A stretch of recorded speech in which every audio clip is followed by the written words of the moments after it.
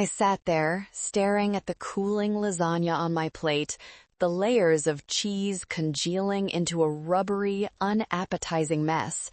It was 8:30 p.m. on a Tuesday, and the silence in the dining room was so heavy it felt like a wet wool blanket draped over my shoulders.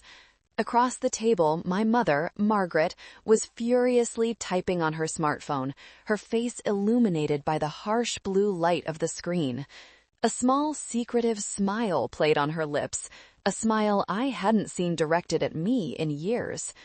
The grandfather clock in the hallway ticked loudly, a rhythmic, oppressive sound that seemed to mark every second of the distance growing between us. Tick, tock, tick, tock. I had just walked through the door after a grueling 12-hour shift at the logistics firm where I work as a senior project manager. My feet were throbbing in my heels, my head was pounding from staring at spreadsheets, and the first thing I did wasn't to take off my shoes or pour myself a glass of wine. No, the first thing I did was pick up the electric bill that had been sitting on the kitchen counter with a bright red urgent stamp on it, log into my banking app, and pay it. "Mom," I said, my voice cutting through the thick silence, sounding raspier than I intended. The electricity was almost shut off. I paid it just now, but we really need to talk about the budget for next month. The rates are hiking again. She didn't even look up. Her thumbs kept flying across the screen, tapping out a message to someone more important than the daughter paying her bills. "Oh, stop being dramatic, Jennifer. It's handled." "You always make such a fuss about money. It's unbecoming." I gripped my fork tighter, my knuckles turning white. Unbecoming. That was her favorite word for me. Working overtime was unbecoming. Asking for help with house chores was unbecoming. Wearing comfortable clothes instead of dressing up for dinner in my own home was unbecoming. But paying for the roof over her head, the food in her fridge, the gas in her car, and the landscaping for the garden she loved to show off, apparently that was just my duty. It was the rent I paid for existing. Since my father, Frank, passed away 4 years ago from sudden heart failure, I had stepped into shoes that were far too big for me. I became the husband, the father, and the provider, all at once. I gave up a transfer to the Seattle branch that would have doubled my salary and fast-tracked my career. I stayed in this house, the house Dad built with his own hands, the house that smelled of his sawdust and aftershave, because Mom said she couldn't bear to be alone in the mausoleum of memories. I remembered the day of the funeral. Mom had collapsed in the front pew, a portrait of tragic grief. My sister, Tiffany, hadn't even shown up. She sent a text saying the energy was too heavy and she needed to protect her peace in California. So I stood there alone, holding Mom up, shaking hands, organizing the catering, paying the undertaker. I had been holding her up ever since. "I'm not making a fuss," I said, trying to keep my voice steady, fighting the lump of exhaustion in my throat. "I'm just saying that with the property taxes going up and the insurance premium jumping 15%, Tiffany is coming home," she blurted out, finally dropping the phone onto the table with a clatter. Her eyes were sparkling with a manic sort of joy. My stomach dropped. It felt like I had swallowed a stone. Tiffany, my younger sister, the golden child, the one who left 5 years ago to find herself in California with a guy named Brad. Brad, who claimed to be a visionary entrepreneur, but looked more like a guy who sold counterfeit watches out of the trunk of a Honda Civic. Tiffany, who only called when she needed money or to brag about her bohemian lifestyle. "Coming home for a visit?" I asked, dread pooling in my gut. I tried to calculate how much a visit would cost me in groceries and patience. "For good," Mom beamed, clapping her hands together like a delighted child. "Or at least until they get back on their feet. The economy is terrible out west, Jennifer. You wouldn't understand being safe in your little corporate bubble with your salary. Brad's startup hit a rough patch. They need family support. They need us." Us. She meant me. She meant my paycheck. She meant my sanity. Where are they going to stay? I asked, looking around the cluttered dining room. The house was a standard 3-bedroom colonial, but the layout was specific. One room was Mom's master suite. One was mine, the second largest, with the attached half-bath. The third room, the smallest one, was filled floor to ceiling with Mom's crafting projects, a polite term for hoarding boxes of fabric, old magazines, and broken sewing machines she swore she'd fix one day. Mom's smile faltered for a fraction of a second, then hardened into that look of entitlement I knew so well. It was the look she used on cashiers when a coupon had expired. Well, obviously, they need space. Brad needs a home office to look for new ventures. He's very creative. He needs room to think. And Tiffany is delicate right now. She needs comfort. She took a sip of her wine, a bottle of expensive Cabernet I had bought for a client gift that she had opened without asking. I was thinking they could take your suite. I blinked. Sure, I had misheard. The room spun slightly. The suite? Mom, that's my room. That's where I sleep. That's where I work when I'm home. No, silly, she laughed, a brittle sound that grated on my nerves. Yours, the one with the attached bath. It's the biggest guest room, effectively. They're a couple, Jennifer. They need the privacy. You can move into the sewing room, or the basement has that pull-out couch. It's perfectly serviceable. The air left the room. The sewing room was a 10 by 10 box filled with dust and boxes from the 90s. The basement was damp, smelled of mildew, and had spiders the size of quarters. I was 34 years old. I paid the mortgage. I paid for the repairs when the roof leaked last winter. I paid for the HVAC replacement. Mom, I said slowly, putting my fork down with a deliberate clink. I pay the mortgage on this house. I am not moving into the basement. Her face changed instantly. The joy evaporated, replaced by a cold, sharp sneer. This is your father's house, Jennifer. It's a family home, and right now, your sister needs it more than you do. You're single. You're always at that office.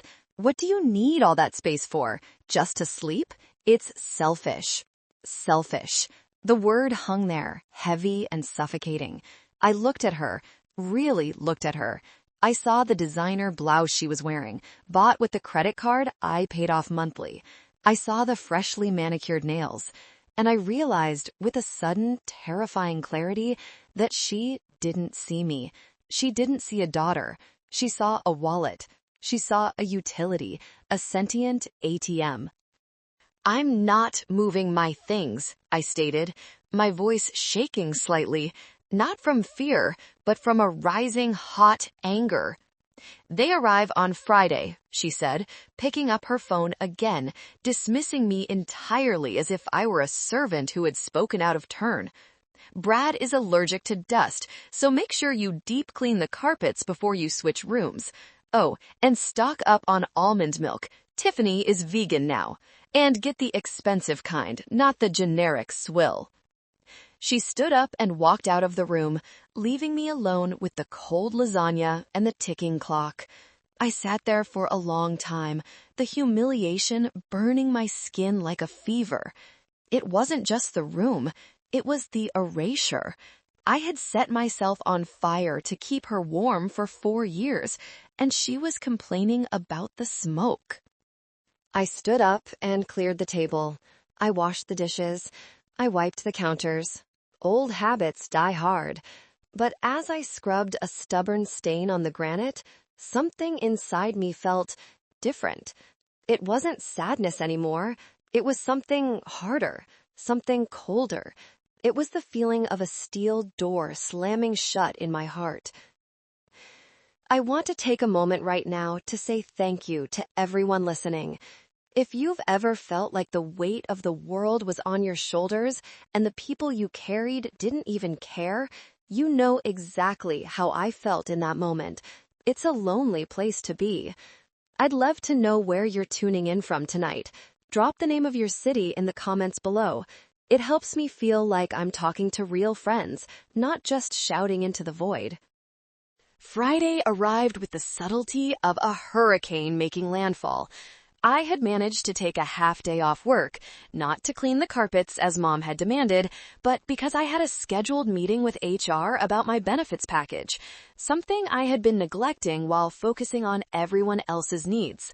When I pulled into the driveway at 1 p.m., a massive U-Haul truck was already blocking the garage, parked diagonally across the lawn I paid a landscaping crew to maintain.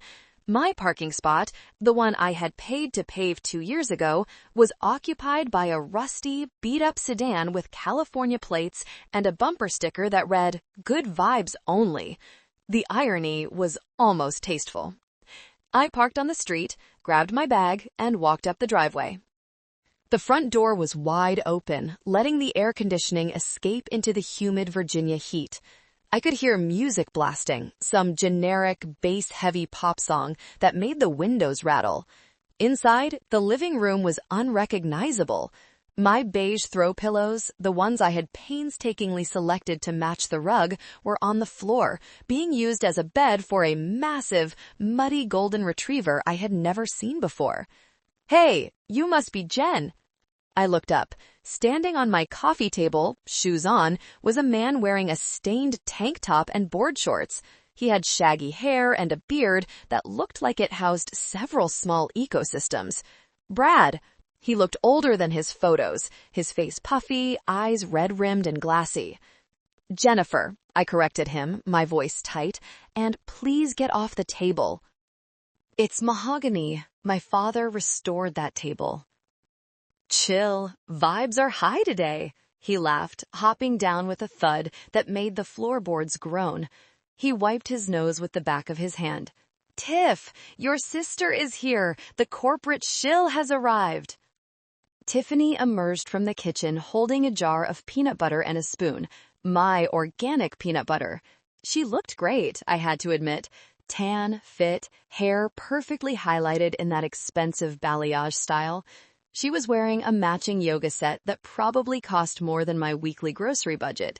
She looked like someone who hadn't spent the last 4 years worrying about foreclosure notices or plumbing bills.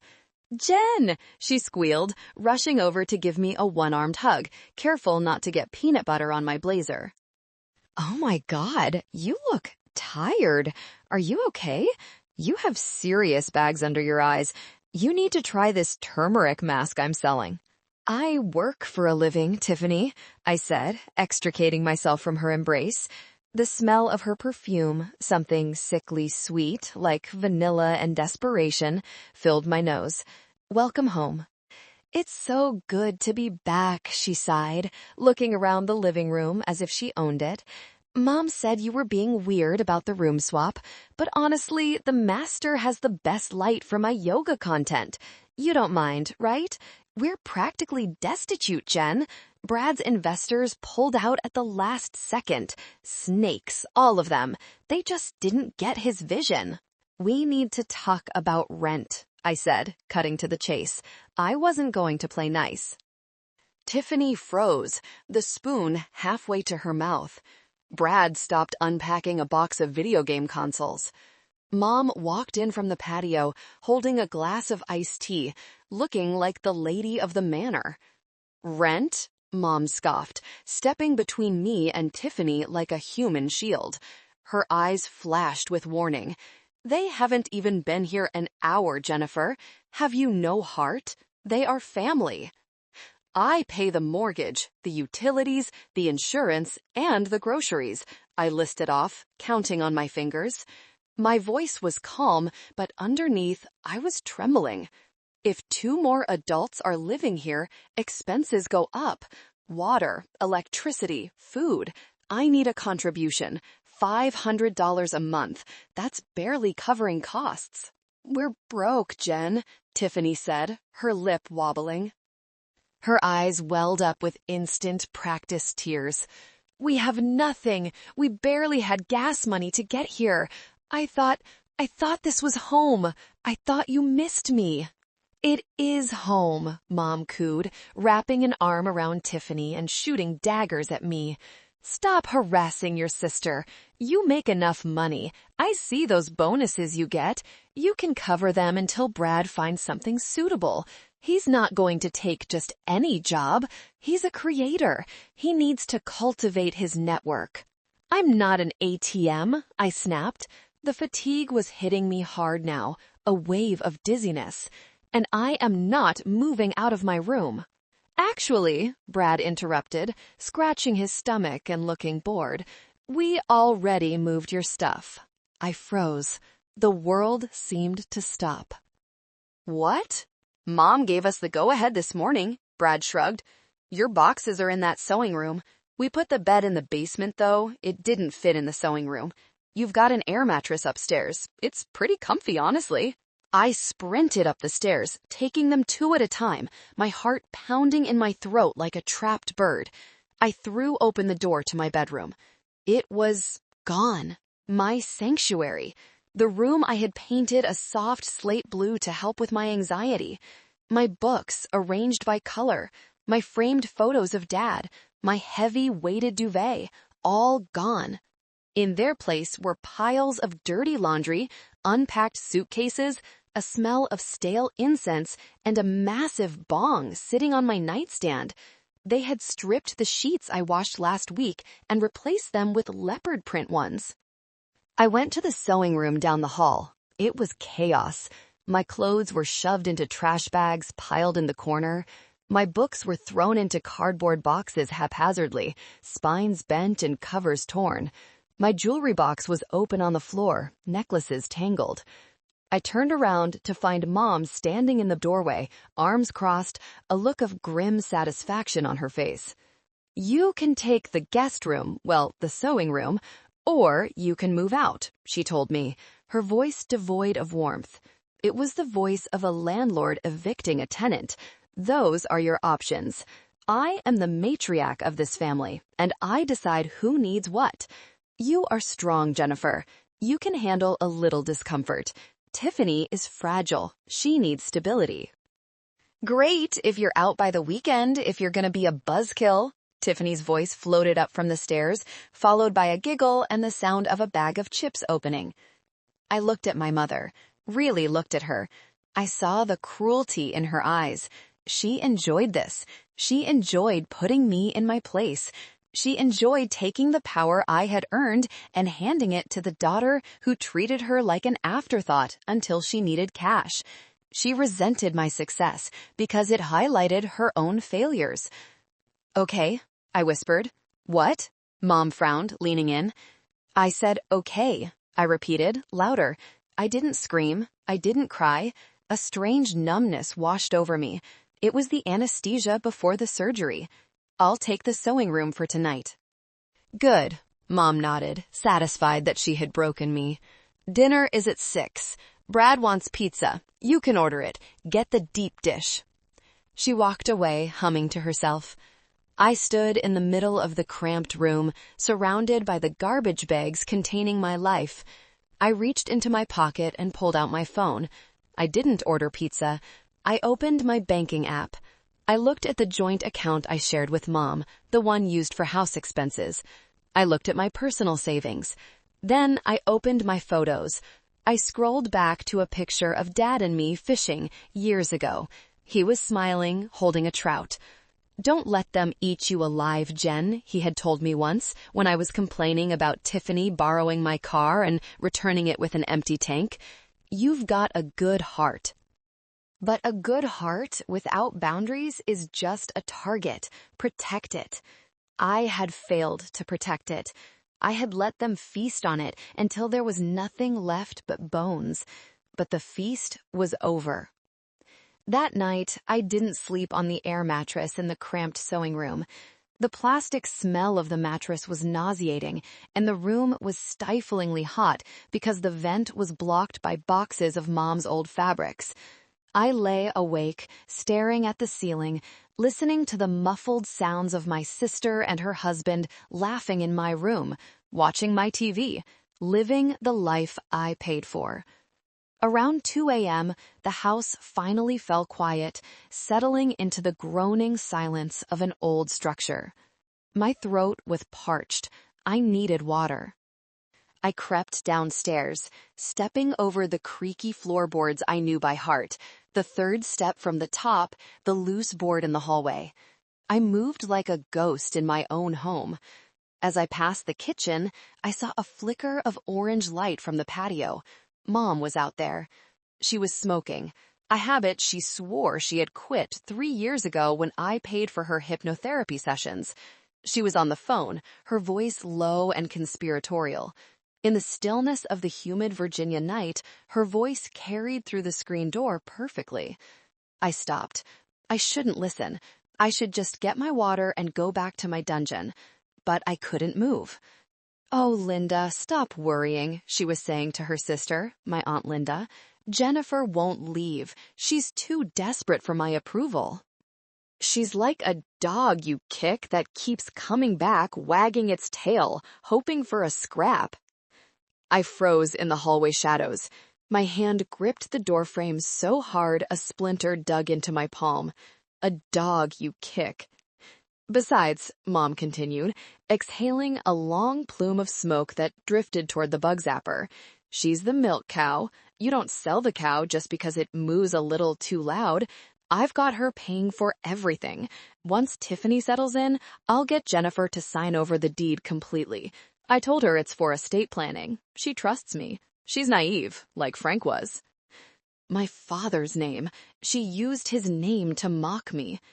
"Tiffany needs this chance," Mom said, her voice softening with an affection I had never heard directed at me. "She's special. Jennifer is, well, she's a worker bee. She's built to serve. It's her purpose." Something inside my chest snapped. It wasn't a loud crack. It wasn't a dramatic explosion. It was the sound of a heavy, rusted tether finally being severed. The grief I had carried for my father, the guilt I felt for not being the fun daughter, the crushing obligation to care for the woman who gave birth to me, it all dissolved. In its place, a cold, crystal-clear logic took over.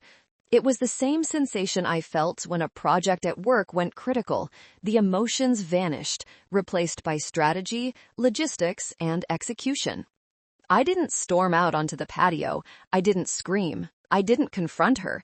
That's what the old Jennifer would have done. Cried, begged for love, asked why I wasn't enough. The new Jennifer turned around, walked back upstairs to the sewing room, and opened her laptop. I worked until dawn. The blue light of the monitor was my only company. I wasn't doing my job for the logistics firm. I was planning a different kind of project. Operation Extraction. First, I emailed Sarah. Sarah was my best friend from college, the maid of honor I would have had if I'd ever had time to date and get married.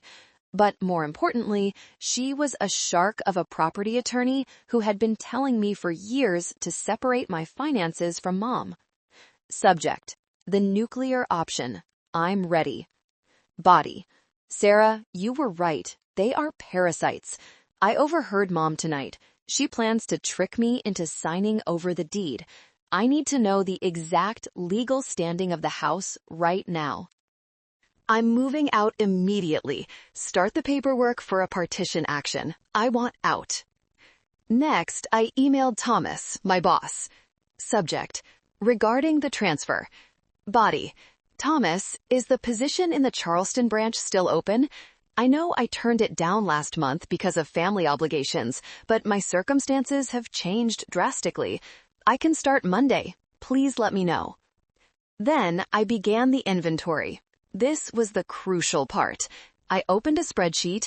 I walked silently through the house with my phone, taking photos of everything. The 65-inch OLED TV in the living room? I bought it. Receipt dated November 2023 from Best Buy. The stainless steel refrigerator? Me. Receipt dated July 2022 from Lowe's. The Dyson vacuum Brad had used to clean up his spilled chips earlier? Me. The curtains. The rug. The coffee maker. The smart bulbs in the sockets. The high-end blender Tiffany used for her smoothies. I was meticulous. I was the provider, after all. I had provided everything. And because I was a project manager, I had the receipts, digital and physical, for every single item filed away in the cloud. They thought I was just paying bills blindly? No, I was keeping records. By the time the sun came up, painting the sky in hues of pink and orange that I couldn't appreciate, I had a plan. I showered in the cramped downstairs guest bath, the water lukewarm because Brad had used all the hot water the night before. I dressed in my sharpest suit, my armor. I walked into the kitchen at 7 a.m. Mom and Tiffany were already up, drinking coffee. Brad was asleep face down on the kitchen table, drooling on a placemat. "You're up early," Tiffany yawned, not looking up from her phone. "Hey, can you transfer me like $200? I need to get some organic groceries and your fridge is full of processed poison, and Brad needs some vape pods." "Transfer denied," I said, pouring myself coffee into a travel mug. My voice was steady, calm. "Excuse me," Mom snapped, turning from the stove where she was making pancakes, something she never did for me. "Don't be rude to your sister." "I'm going to work," I said, checking my watch. "I'll be out of your hair by the weekend, just like you asked. Enjoy the house." "Well, finally," Mom huffed, flipping a pancake. "Don't be dramatic about it. You can come over for Sunday dinner if you apologize for your attitude. We're having pot roast." I looked at her one last time. I memorized the smug curve of her mouth, the way she dismissed me without a second thought. "I won't be coming for Sunday dinner, Mom, but I will leave you something to remember me by." I walked out the door, got into my car, and drove straight to the bank. I didn't cry. I didn't feel sad. I felt powerful. I felt like a general surveying the battlefield before calling in the artillery strike. The bank manager, Mr. Henderson, had known my father for 30 years. He was a kind, older man with wire-rimmed glasses. He greeted me warmly. "Jennifer, good to see you. How's Margaret?" "She's managing," I said carefully, sitting down in the leather chair opposite his desk. "Mr. Henderson, I need to make some changes. I need to remove my name from the joint checking account immediately, and I need to revoke any authorized user status on my credit cards for my mother." He looked surprised but nodded. "Of course. Troubles? You could say that. Also, I need to check the status of the mortgage. I want to make sure the payments are current before I make some changes to my living situation." He typed on his computer, frowning slightly as he peered at the screen. "The mortgage is current, yes. You're always on time, Jennifer. But, that's odd. What is it?" I leaned forward, my instincts flaring. "There's a second lien on the property recorded 3 months ago." "A home equity line of credit? $50,000. It's nearly maxed out." My blood ran cold. The room seemed to tilt. "A HELOC? I didn't sign for a HELOC. I haven't taken out a loan." Mr. Henderson turned the screen toward me. "Your signature is right here, Jennifer, along with Margaret's." I stared at the digital document. It was my name, but the loop on the J was wrong. The slant was too steep. It was a good forgery. Mom had practiced, but it was a forgery. "That's not my signature," I whispered, my voice trembling with rage. Mr. Henderson's face went pale. "Jennifer, are you sure? Because if this is true, this is fraud, serious bank fraud, federal crime territory." I looked at the date on the document. 3 months ago? The exact time Tiffany had posted on Instagram about her luxury retreat in Bali, and Brad had posted about his new investment strategy. "I'm sure," I said, my voice turning into steel. "Print it out. Print everything out, Mr. Henderson. I'm not filing a police report today, but I need the evidence." I walked out of the bank clutching a thick manila envelope. The game had changed. This wasn't just about eviction anymore. This was a crime scene, and I was the detective who just found the smoking gun. I spent the next 2 days in a blur of calculated efficiency, fueled by adrenaline and caffeine. I didn't go back to the house to sleep. I checked into a Motel 6 on the edge of town. Cheap, clean enough, and anonymous. I texted Mom I was staying with a friend to give Tiffany space. She replied with a thumbs-up emoji. She didn't care where I was, as long as the bills were paid. That indifference was my greatest weapon. It gave me the freedom to coordinate the extraction without her watchful eye. I hired a moving company called Titan Movers. I didn't go for the budget option. I paid extra for the pack-and-go service. 5 burly guys who specialized in high-speed corporate relocations. I scheduled them for Friday at 10 a.m. sharp. I knew Mom's schedule better than she did. Every Friday from 9 a.m. to 12 p.m., she had her bridge club at the community center. She never missed it. It was her time to gossip and pretend she was wealthy. Tiffany and Brad, they were night owls. They never woke up before noon. Friday morning arrived. The sky was overcast, threatening rain, mirroring the storm about to break in my life. I parked my car down the street, hidden behind a large oak tree, and watched. At 8:50 a.m., Mom's car backed out of the driveway. I waited until her taillights disappeared around the corner. I signaled the truck. It rumbled down the street like a tank. We pulled up to the house. My hands were shaking as I unlocked the front door with my key. The house was silent, save for the hum of the refrigerator, my refrigerator. "All right, guys," I told the foreman, a massive guy named Mike who looked like he could lift a car. "Here's the plan. It's a surgical strike. The color codes correspond to the stickers I'm about to slap on things. If it has a neon green sticker, it goes on the truck. If it doesn't, it stays. We have 2 hours." We entered. The air inside was stale. I moved like a phantom, a woman possessed. Green sticker on the 65-inch TV in the living room. Green sticker on the Bose sound system. Green sticker on the leather recliners I had bought for Mom's bad back. Green sticker on the dining table. "Wait, lady," Mike whispered, gesturing to the stairs. "People sleeping upstairs?" "Trespassers," I corrected him, my voice flat. "Ignore them. Just work fast and quiet. If they wake up, let me handle it." They were pros. They wrapped the TV in blankets and hauled it out in silence. They dismantled the dining table Mom loved so much, the one I paid $3,000 for last Christmas, in under 10 minutes. I went into the kitchen. This was personal. I cleared the cupboards. The expensive Le Creuset pots and pans? Mine. The Ninja blender?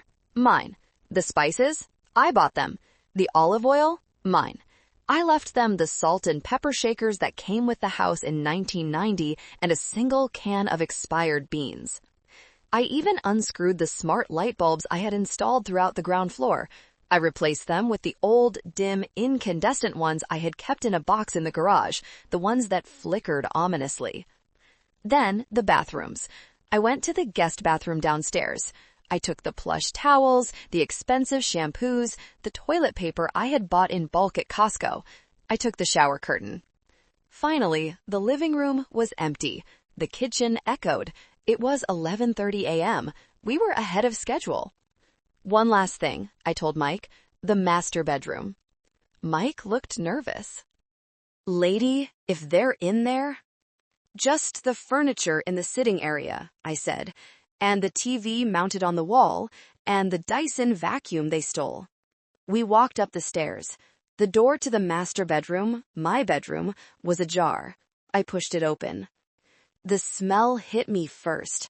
Stale weed, unwashed bodies, and that sickly sweet vape scent. Brad was snoring, face buried in my pillow, drooling. Tiffany was curled up in a ball, wearing an eye mask that said, "Dreamer." Neither of them stirred as Mike and his crew unhooked the 42-inch TV from the wall. They moved like ninjas. One of the movers accidentally bumped the dresser, and a perfume bottle wobbled. I caught it before it fell. My heart hammered against my ribs so hard I thought it would crack them. We retreated. We took the vacuum from the hallway. We took the hallway runner rug. As we were leaving, I stopped by the thermostat. I looked at it. It was set to a comfortable 72 degrees. I turned the system to off. It was July in Virginia. It would be 90 degrees inside by 2 p.m. Then, I pulled out my phone and opened the internet service app. Disconnect service. Confirm. The Wi-Fi router lights in the corner flickered and died. I stood in the foyer one last time. It looked like a skeleton. The soul of the house, my contribution, was gone. All that was left were Mom's dusty porcelain dolls staring from a cabinet I didn't own, and a few pieces of furniture Dad had bought 30 years ago that were falling apart. I reached into my bag and took out the envelope from the bank, a copy of the forged loan document. I placed it on the bare floor where the entry table used to be. Next to it, I placed a single note written on my personal stationery. Dear Mom, you asked me to move out. You gave me a deadline. I'm complying. I took everything that belongs to me. I have receipts for every single item, so don't bother calling the police about theft. Since you forged my signature to get that $50,000 loan, I assume you have plenty of money to buy your own furniture. The mortgage is now your problem. I've stopped all auto payments. Good luck with the golden child, the milk cow. I walked out, locked the door, and tossed the key into the storm drain at the end of the driveway. I heard it splash. I got into my car and followed the moving truck. As I drove away, my phone buzzed. It was an automated message from the security system, which I was about to cancel. Front door locked, system armed. I drove toward the highway, toward the storage unit, and then toward Charleston. Toward a life that was finally, terrifiedly mine. But I knew this wasn't over. I had just pulled the pin on the grenade.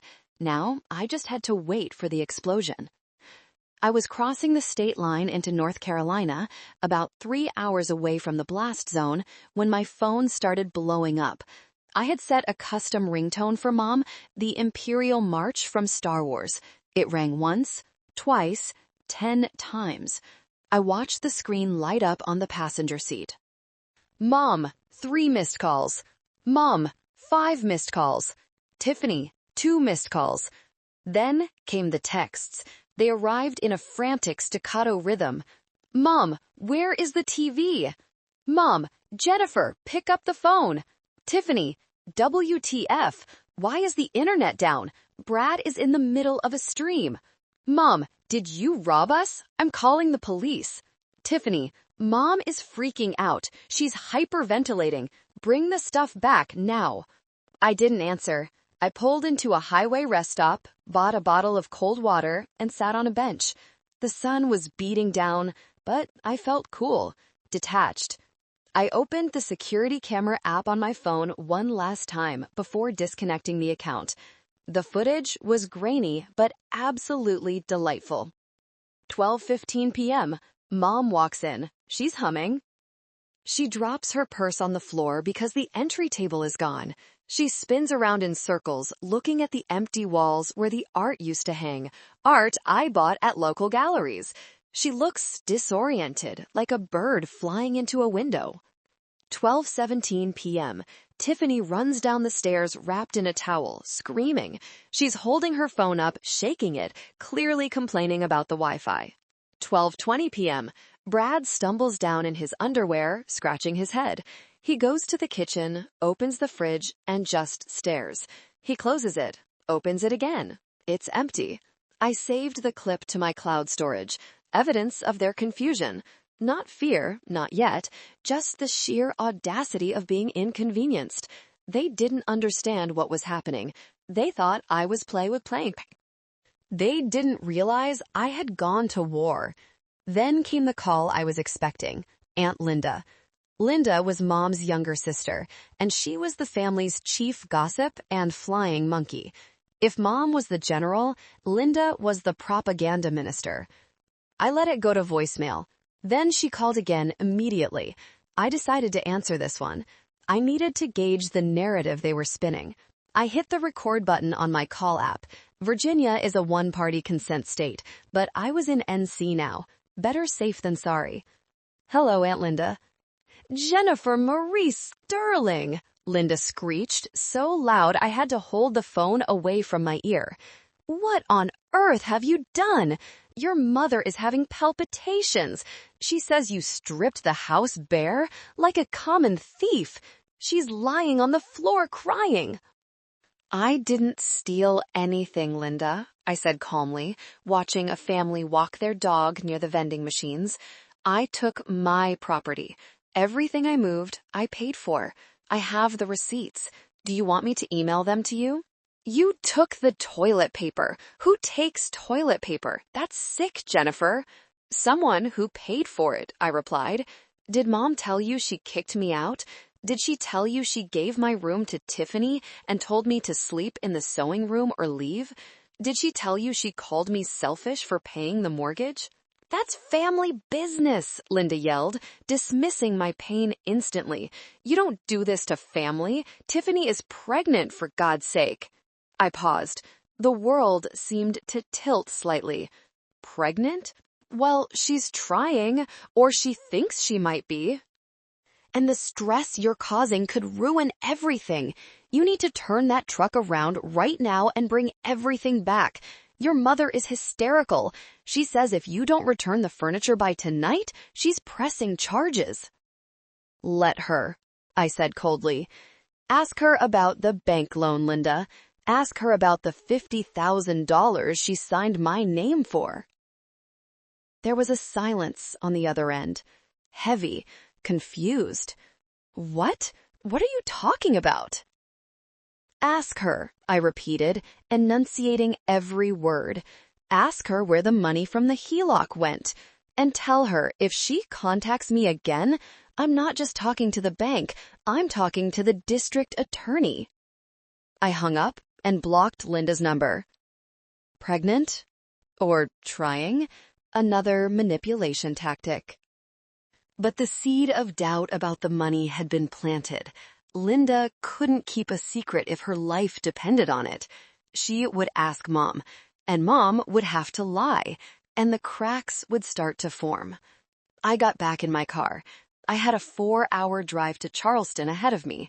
As the miles rolled by, the adrenaline began to fade, replaced by a strange, hollow grief.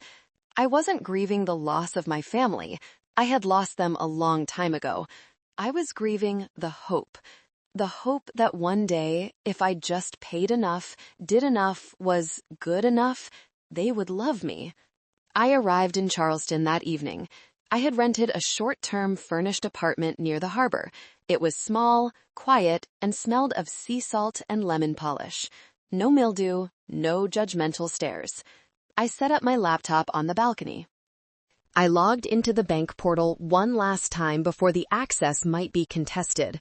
I saw a transaction history on the joint account I hadn't noticed before because I had been looking at the loan documents.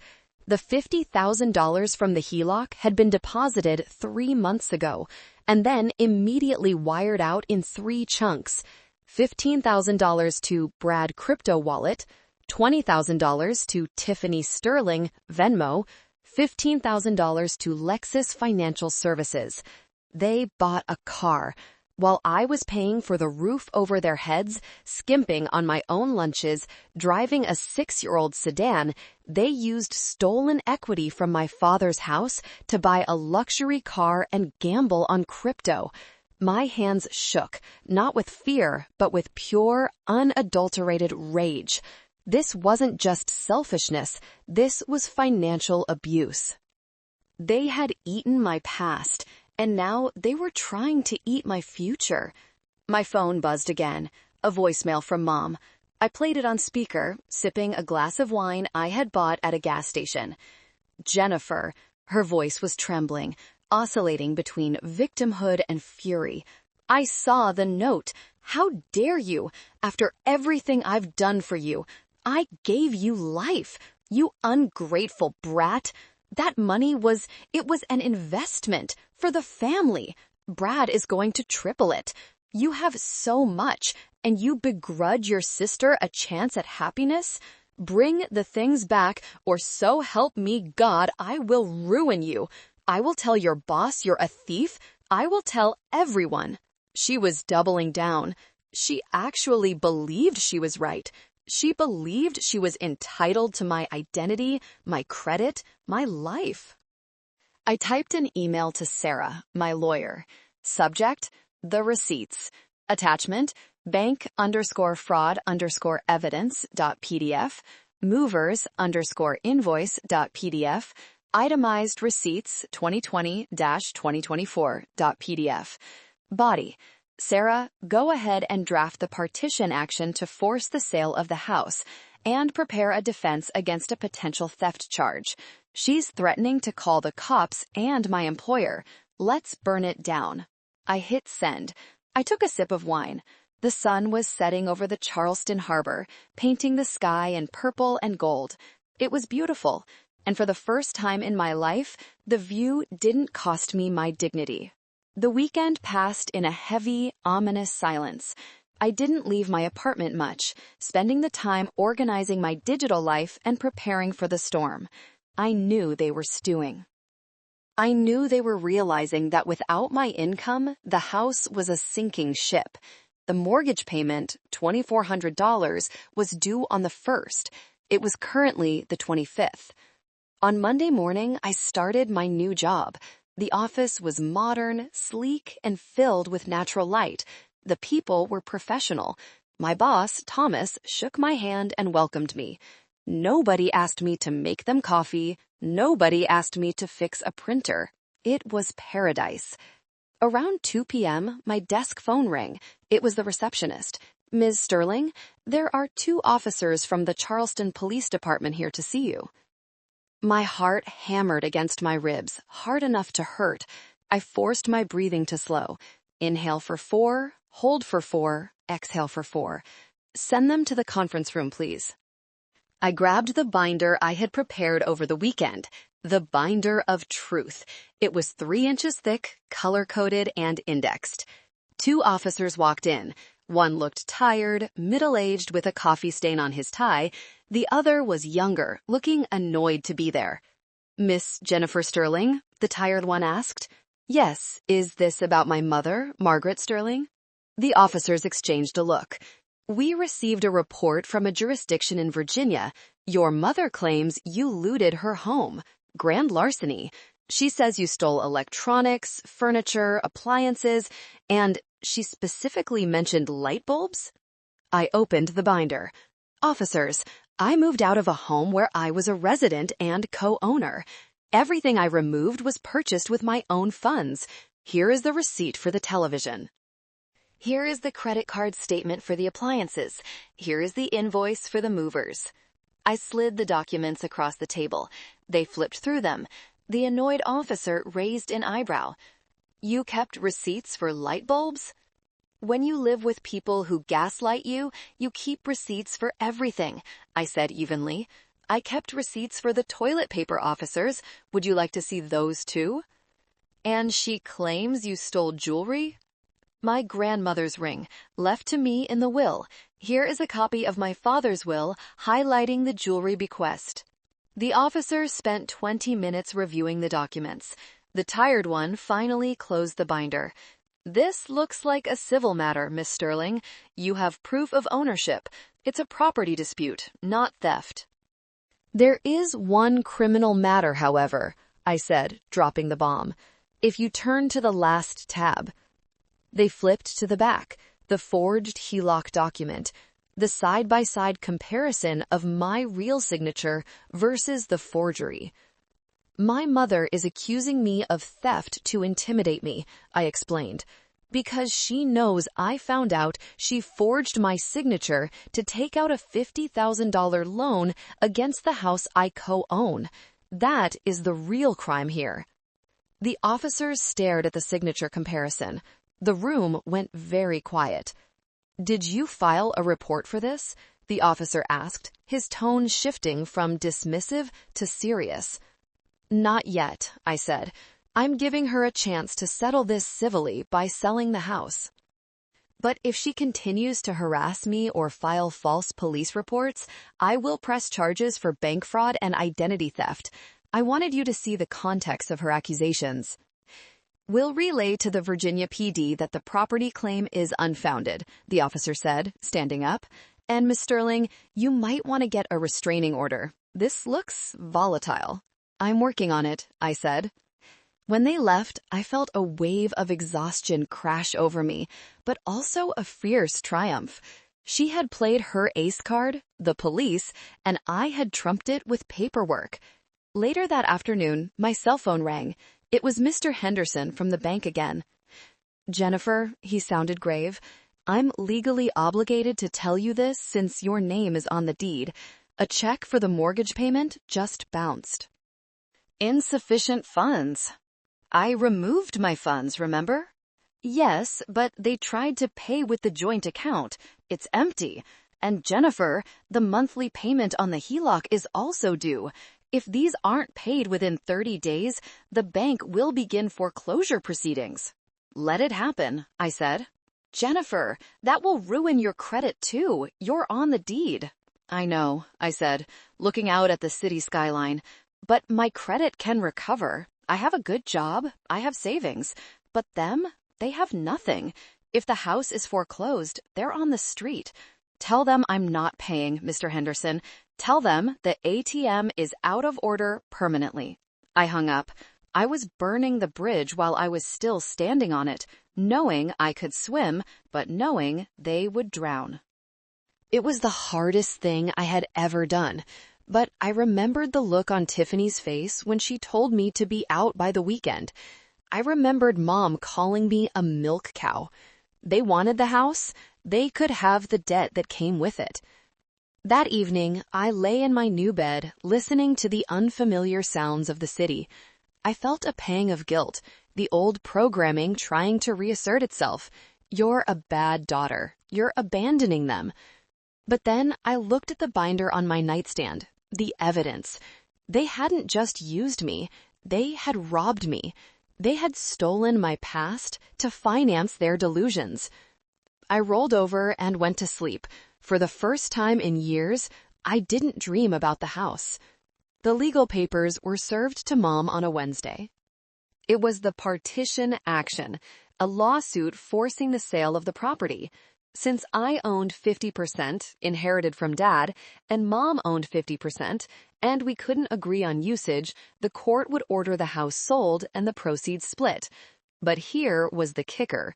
The $50,000 debt from the forged HELOC, my lawsuit argued that this debt should be deducted entirely from Mom's share of the sale, since she committed fraud to get it. Sarah, my lawyer, texted me the details. Process server said your mom threw the papers at him and screamed that she disowned you. Brad tried to intimidate him but tripped over a lawn chair in the driveway. It was apparently quite the scene. I allowed myself a small, grim chuckle. But Mom didn't take this lying down. She went on the offensive. I started getting notifications on social media. Tiffany had posted a long, tearful video on TikTok. My own sister, she sobbed, holding a tissue, filtering her face to look more tragic and pale. She abandoned our elderly mother. She stole everything from our childhood home. We are sleeping on the floor. She's a corporate monster who hates family. She left us to rot. Please, if anyone can help us with legal fees, link in bio. The video had 50,000 views. The comments were vile. What a witch! How can a daughter do that? Karma will get her. Family is everything. This girl is trash. It stung, I won't lie. Seeing strangers judge me based on lies hurt. I wanted to reply, to post the receipts, to scream the truth. But Sarah advised against it. Don't engage. Let them dig their own grave. But then I scrolled down and saw a comment from Neighborhood Watcher 88. Quote, wait, isn't this the girl whose husband drives a brand new Lexus while they claim poverty? I live on their street. They have DoorDash delivered 3 times a day, and the elderly mother drives herself to the liquor store just fine. Mrs. Higgins, my grumpy neighbor, the woman who used to yell at me if my trash cans were out too early. I could have kissed her. Then the harassment escalated. Brad started calling my office line. How he got the number, I don't know. He left threatening voicemails. Quote, "You better fix this, Jen. You don't know who you're messing with. I have connections. I'll ruin your career. I'll come down there and make you pay." I forwarded every voicemail to Sarah and the police. "Harassment," Sarah confirmed. "We're adding it to the file. This is gold, Jen. Keep it coming." Then Mom showed up. Not in Charleston. She couldn't afford the gas. She showed up at the bank again. Mr. Henderson called me, sounding weary and upset. "She's in the lobby, Jennifer. She's screaming that you stole her money. She's demanding access to your personal accounts. She's making a scene, scaring the other customers." "Call the police, Mr. Henderson," I said firmly. "She's your mother, Jennifer. She's a woman who committed a felony against your bank," I reminded him. "If you don't call the police, you're enabling fraud. Do you want that on your audit?" He sighed. "Okay." 10 minutes later, I got a text from Aunt Linda. "You got your mother kicked out of the bank? Are you insane? She is humiliated." She wasn't arrested, just escorted out and trespassed from the bank. But the humiliation was the first real crack in her armor. Mom cared about appearance more than anything. Being escorted out of the town bank by security guard Earl, who she used to look down on, that was a social death sentence in our small town. That night, my doorbell rang. I froze. Nobody knew where I lived except Sarah and HR. I looked through the peephole. It wasn't family. It was a courier. I opened the door. He handed me a letter. It wasn't legal papers. It was a handwritten letter from Mom. I sat on my sofa, hands trembling, and opened it. "Jennifer, you have won. Are you happy? The neighbors are talking. The bank is calling. Tiffany is so stressed she can't eat, though I knew she was eating plenty of takeout. I don't know who you are anymore. You used to be so sweet, so helpful. But please, we have no electricity. You canceled the account, and I can't put down the deposit for a new one because my credit is ruined. Brad needs the internet for his work. It's hot. The food is spoiling. Please, just pay the overdue bills. Just this once. I'll sign whatever you want. Just make it stop." Mom. It wasn't an apology. It was a transaction. Make it stop. She didn't say, "I'm sorry I forged your name." She didn't say, "I'm sorry I kicked you out." She just wanted the discomfort to end. I took a pen and wrote a reply on the back of the envelope. "Sell the Lexus. Use that for the deposit." I put it in a fresh envelope and mailed it back. I was done being the savior. I was done being the cushion they landed on. They wanted to play grown-up? Welcome to the real world, where electricity costs money and actions have consequences. But I knew the finale was coming. The court date for the emergency hearing regarding the house sale was set for next week. That's where it would all end. I packed my suit. I packed the binder. I was going back into the lion's den. The day of the hearing, I flew back to Virginia. The flight was short, but it felt like traveling back in time. Walking into the county courthouse felt surreal. This was where Dad used to practice law. He was a small-town attorney, well-respected. Now his family was tearing itself apart in these hallowed halls. Mom, Tiffany, and Brad were already there, sitting on a bench outside the courtroom. They looked disheveled. Mom's roots were showing, a stark gray against the dyed blonde. Tiffany wasn't wearing makeup, and she looked genuinely tired. Brad looked sullen, picking at his nails. They had a court-appointed lawyer, a young guy named Mr. Stevens, who looked like he realized he had drawn the short straw and just wanted to go home. When they saw me, Mom's eyes narrowed. She started to march toward me, her heels clicking aggressively on the marble floor. "Jennifer!" Sarah stepped in front of me like a bodyguard. "Client privilege, Mrs. Sterling. Direct all comments to me."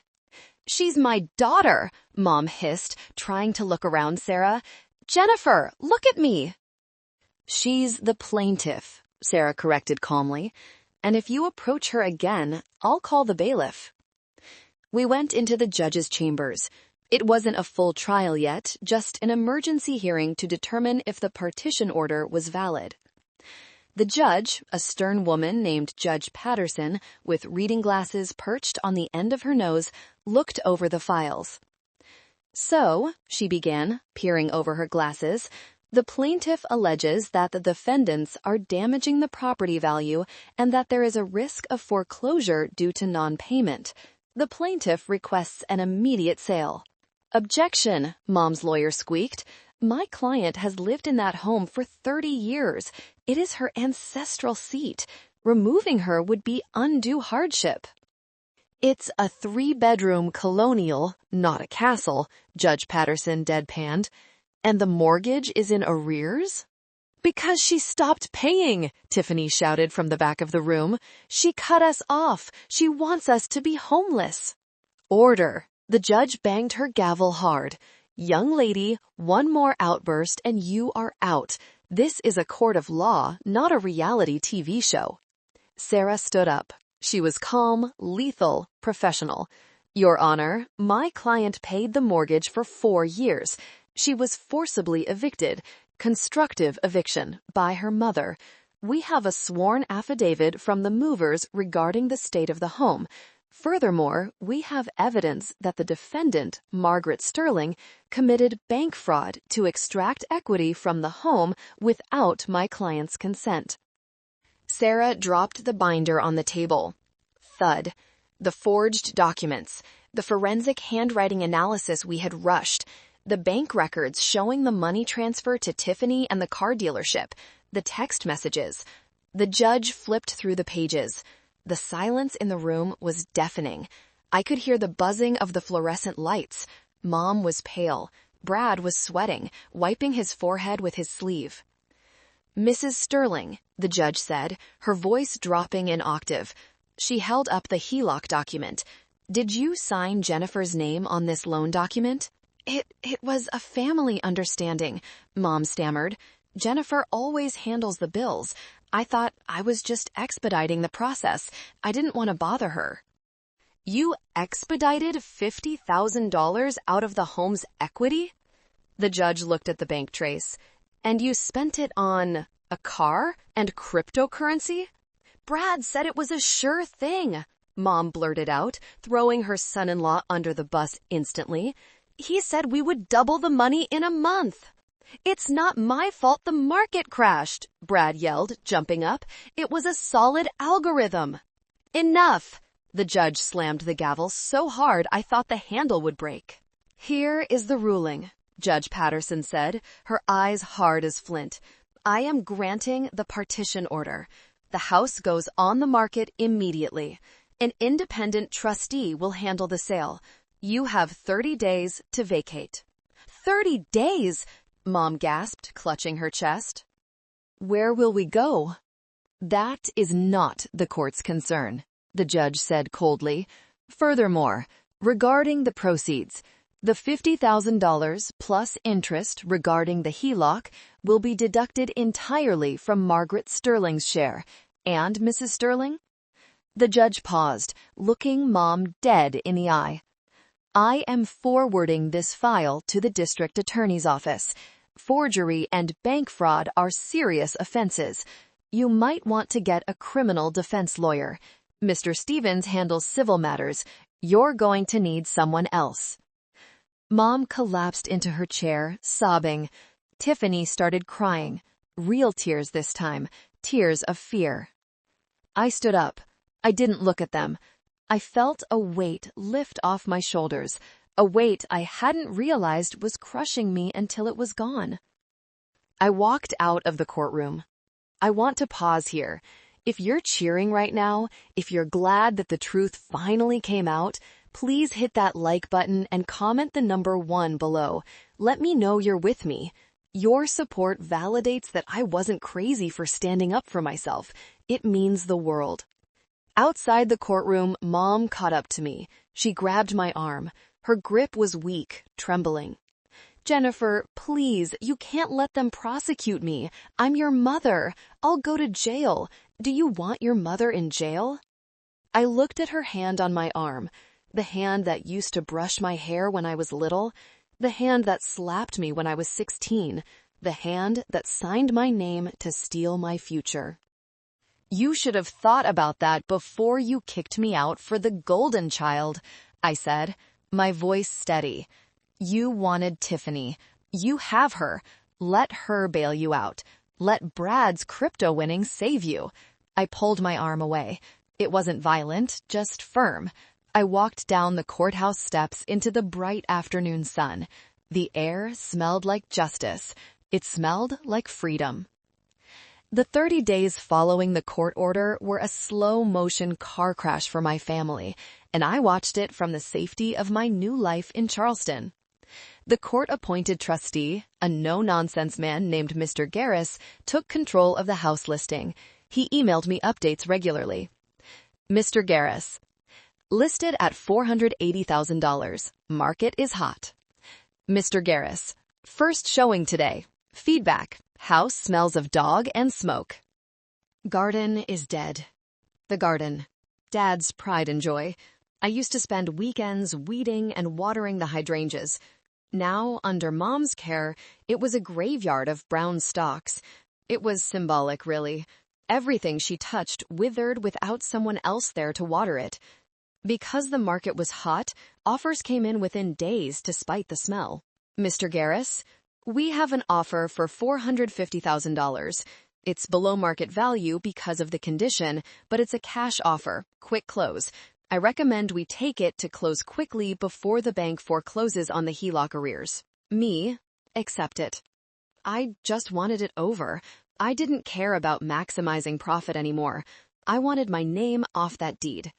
Meanwhile, the reality of the fraud investigation was hitting Mom like a freight train. The district attorney decided to pursue charges, not just for the fraud, but they were looking into elder financial abuse, ironically investigating if Brad had abused Mom, but also investigating Mom for her handling of Dad's life insurance previously. Tiffany and Brad tried to run. I learned this from my reliable spy network, Mrs. Higgins. Saw the U-Haul again, Mrs. Higgins told me over the phone one Tuesday. She sounded gleeful. That boy, Brad, he was loading up the Lexus. Looked like he was leaving in a hurry, throwing bags in the trunk. Did Tiffany go with him? Nope. Saw them screaming in the driveway. A real shouting match. He drove off, tires screeching. She sat on the curb crying. He left her, honey. He took the car and left her. Brad had abandoned ship. The parasite realized the host was dying, so he detached. He took the car, which was likely about to be repossessed anyway, and left his wife behind. I felt a twinge of pity for Tiffany, just a twinge. But then I remembered she had watched me pack my life into trash bags and laughed. She had asked for money while wearing my clothes. Mom called me every day. I never answered. Sarah handled everything. They want to settle the criminal case, Sarah told me over a celebratory lunch. If she pleads guilty, she gets probation and restitution. No jail time, given her age and lack of priors. But she has to pay you back every cent of the $50,000 plus legal fees. She can't pay me back, I said, picking at my salad. She has no money. She will once the house sells. But her share of the equity is shrinking by the day. After paying off the mortgage, the HELOC, the legal fees, and the damages, she might walk away with nothing. That's fine, I said. I don't want her money. I just want my name cleared and my share secured. The sale closed 3 weeks later. The math was brutal for them, a lesson in financial reality. Sale price, $450,000. Remaining mortgage, $200,000. HELOC, Mom's debt, $50,000. Realtor/closing fees, $30,000. Net proceeds, $170,000. According to the court order, the split was 50-50 of the net proceeds before the HELOC deduction, so the pot was $220,000, equity before mom's debt. My share, $110,000. Mom's share, $110,000.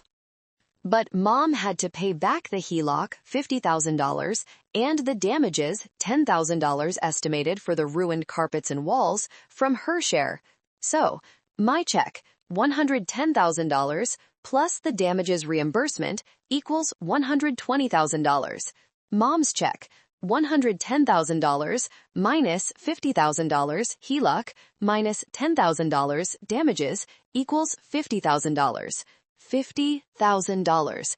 That was all she had left to show for 30 years of homeownership, and she had no job, no husband, and a dependent daughter who had never worked a day in her life. And the best part? The Lexus was repossessed a week later. Brad was arrested in Florida for an unrelated scam involving timeshares. Tiffany was left with nothing but her yoga mat and a mother who now blamed her for everything. I received my check via wire transfer. I stared at the number on my screen. It wasn't a lottery win. It was reimbursement for 4 years of slavery. I used it to put a down payment on a condo in Charleston, a place with a view of the water, a place that was mine, solely mine. But there was one final confrontation to be had, the handover of keys. I didn't have to go, but I felt a pull. I needed to see it finished. I drove up to the house one last time. It was a gray, drizzly day. The sold sign was in the yard, crooked. The lawn was overgrown, dandelions choking the grass. Mom and Tiffany were sitting on the front porch steps, surrounded by a few pathetic boxes and plastic bags. They looked like refugees from a war they had started. They looked small. When I walked up the driveway, Tiffany looked away, shame painted on her face. Mom looked at me with eyes that were hollow, red-rimmed, and full of a simmering, impotent hate. "Are you happy?" Mom whispered, her voice rasping. "You threw your mother on the street, your own flesh and blood." "You threw yourself on the street, Mom," I said gently. I didn't feel angry anymore. I just felt sad. "I offered to pay the bills. I offered to stay. You chose to kick me out. You chose to forge my signature. You chose to buy a car instead of paying the mortgage." "We have nowhere to go," Tiffany mumbled. "Brad took everything. He even took the cash we had in the drawer." "You have $50,000, I said. "That's enough for a deposit on an apartment and a few months' rent. If you get jobs, you'll be fine. It's a fresh start." Jobs. Mom spat the word like a curse. "I'm 62. My back hurts. Tiffany is sensitive. She can't work at a counter." "I work," I said. "I've worked since I was 16. I worked while Dad was sick. I worked while you were buying curtains. It's not fatal, Mom. Millions of people do it every day." I looked at the house. It looked smaller than I remembered. It wasn't a mausoleum anymore. It was just a building, wood and brick. The memories of Dad weren't in the walls. They were in me. "I'm leaving," I said. "I just came to drop this off." I reached into my purse and pulled out a small velvet box. Inside was Dad's watch, the gold one he got for his retirement. I had found it in a pawn shop listing online. Brad had pawned it before he left. I bought it back for $500. "I'm keeping this," I said, showing it to them. He wouldn't want Brad wearing it.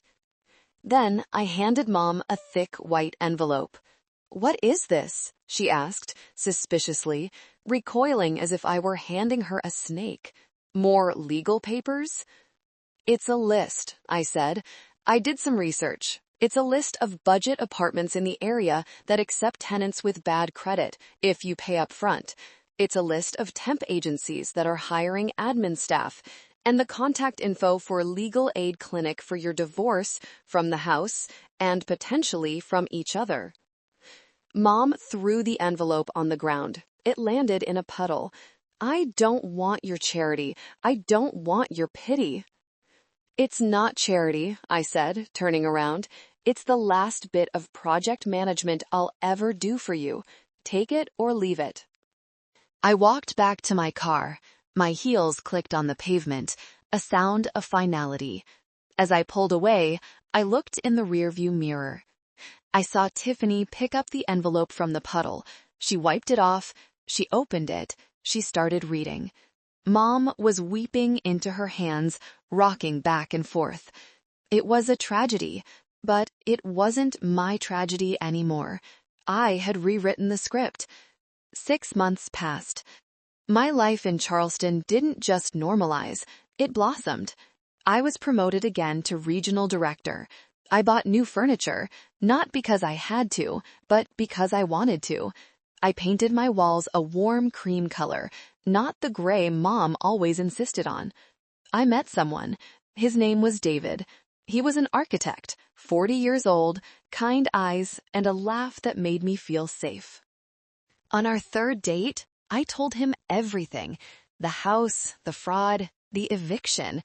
I expected him to run, to think I came with too much baggage. Instead, he reached across the table and held my hand. That sounds incredibly lonely, he said. You must be incredibly strong. I cried right there in the restaurant. It was the first time a man had called me strong without following it up with a request for money. We took weekends to go sailing, we cooked dinner together, we split the bills 50-50 without asking. It was effortless. I heard snippets of news about my family through the grapevine. Aunt Linda, whom I had unblocked just for entertainment. Mom and Tiffany were living in a one-bedroom apartment in a rougher part of town. Not dangerous, just humble. Mom was working as a greeter at a supermarket. It was humbling work, standing on her feet all day, welcoming people she used to snub, but she was doing it. Tiffany had actually gotten a job as a receptionist at a gym. Apparently, the pregnancy was a lie, or a chemical pregnancy as she called it. But she was working. She was paying bills.